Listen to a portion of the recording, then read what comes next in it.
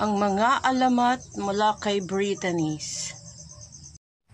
Kung bago kayo sa channel ko, don't forget to subscribe, hit the notification bell, hit the notification button para sa more updates. Enjoy your watching Brittany's Official 8. Thank you guys for watching. Magandang buhay sa aking mga taga-suporta at manunood at nakikinig ng aking YouTube channel. Sa aking mga kwentong alamat. Ayan. Sa araw na ito ay tatalakayin ko at babasahin ko sa inyo ang isang kwento kung saan nagmula ang kwento ng buhaya. Ayan. Kapupulutan ng aral, kaya tunghayan ninyo at manood, makinig. Ang alamat ng buhaya. Noong unang panahon ay may isang babaeng nabubuhay na wala nang ginawa kundi ang kumain. Kumain ng kumain at likumin ang kayamanan ng mga tao.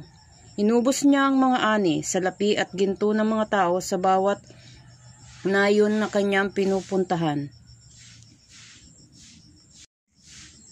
Nagagawa niya iyon sa pamamagitan ng pagbabalat kayo bilang isang pulubi. Pagkatapos niyon ay tuwang-tuwang iniiwan niya ang lugar.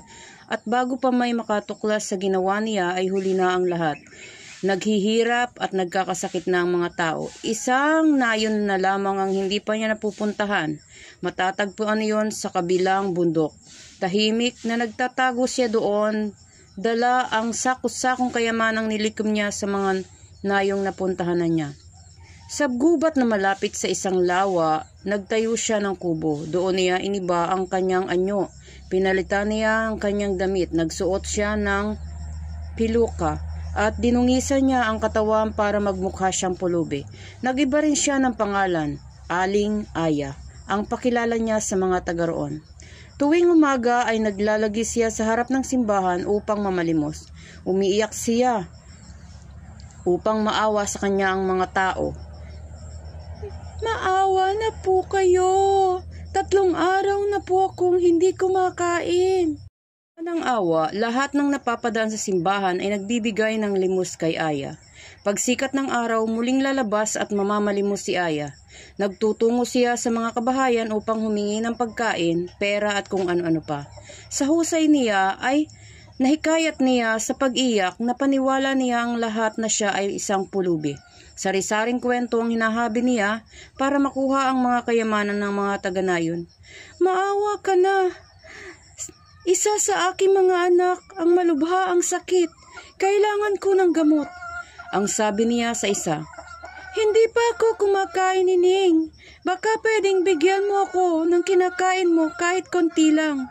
Pagmamakaawa naman niya sa isa. Hindi pa nang nakaraang bagyo ang aking nag-iisang kubo. Palaboy-laboy ako at wala na akong matirhan. Kwento niya sa isa pa. Tumutulo ang kanyang huwad na luha. Pati si Manong Kuwago na kanyang nadadaanan, isang gabi, sa itaas ng puno sa plaza ang kanyang hininga ng limos. Muli, bumuhos ang luha niya sa harap ng ibon para maawa ito sa kanya. Manong Kuwago, maawa ka. Sa isang kagaya kong nauubusan ng lakas. Kahit gutom na, si Manong Kuwago ay nagawa nitong ibigay ang isdang tanga nito. Naghahanap lang ako ng aking mahahapunan. May pakpak ako at kaya kong maghanap ng makakain. Pagbigay nito ng kakainin na lamang na isda ay lumipad na ito. Napangisi si Aya. Nakaloko naman ako, sabi niya sa isip. Nang gabi ring iyon, habang kumakain ng bayabas si Manong Kuwago, sa itaas ng isang puno sa gubat ay namataan niya si Aya. Naglalakad na nang tuwid ang babaeng pulubi. Isa-isang tinatanggal nito ang gula-gulanit na damit, ang dumi sa mukha at ang piloka. Sinundan niya si Aya patungo sa kubo. Doon niya natuklasan ang lihim nito. Nakita niya ang tunay na anyo nito, pati ang kabang-kabang pera at kayamanang nilikom nito. Nakangisi ito habang kinakausap nito ang sarili. akin ang lahat ng kayamanan nila. Mga hangal sila. Napakahusay ko talaga. Pag naubos ko na ang lahat ng kanilang kayamanan, lalayas na ako sa lugar na ito at magbubuhay reyna. Magahan, mabilis na ibinalita ni Manong Kuwago ang kanyang nakita sa Taganayon. Maniwala kayo sa akin.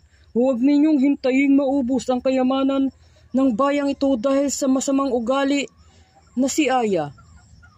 Pero iniwan lang siya ng mga tao. Ni isa ay walang niwala sa kanya hanggang sa magsimulang maubos ang mga pera, ginto, pagkain ng mga Taganayon.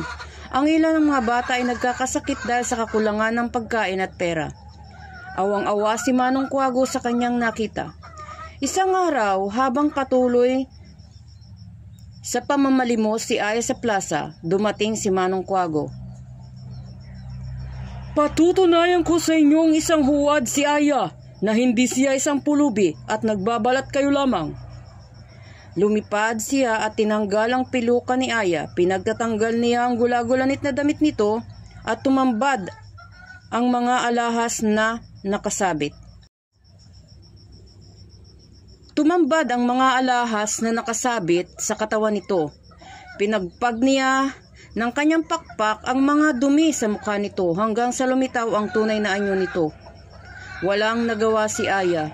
Nagulat ang lahat. Sino ka? Sino ka? Sigaw ng mga Taganayon. Uubusin niya ang mga kayamanan natin. Pagkatapos ay aalis siya. Ganyan din ang ginawa niya sa mga karatig na yon. Nagawang tumakbo ni Aya bago pa siya malapitan ng mga tao hanggang sa marating niya ang kanyang kubo. Dagling kinuha niya ang sakusakong kayamanan at mabilis na linilisan ang kubo. Nilusong ni Aya ang lawa. Nang makarating siya sa gitna at nakitang napapaligiran siya ng mga tao, isinubo niya isa-isa ang laman ng mga sako, ang mga pagkain, pera, ginto at kung ano-ano pa. Hanggang sa lumaki ang bibig niya. Nabundat siya, ngunit wala siyang pakialam dahil sadyang sakim siya. Unti-unti ay lumubog ang kanyang katawan. Nagawa sa mga tao, kundi ang mamangha sa ginawa niya. Dahil sa bigat niya, nilamon siya ng lawa. Bumula ang tubig hanggang sa magtining iyon. Nagulat ang mga tao nang ilang sandali lamang ay isang buntot na malaki na may napakakapal na balat ang lumitaw sa lawa at bigla ring lumubog. Nagtakbuhan ng mga tao sa takot. Mula noon, muling nanumbalik ang katahimikan sa nayon. Pero hindi na dumayo ang mga tao sa lawang iyon. May nagsasabing may isang hayop na nagpapakita sa lawa, dambuhala, malaki ang bibig at may matutulis at matatilim na ngipin. Magaspang ang balat niyon, may mahabang buntot at mistulang sa halimaw ang anyo. Minsan ay gumagapang iyon sa pampang.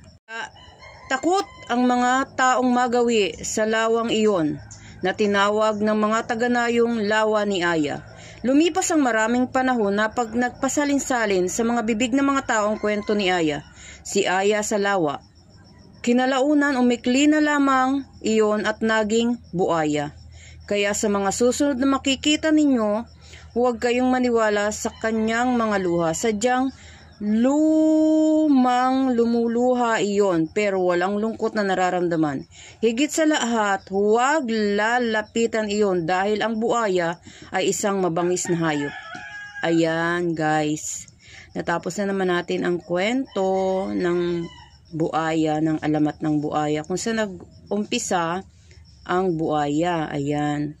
So, sana may napulot kayong aral sa aking kwento sa araw na ito.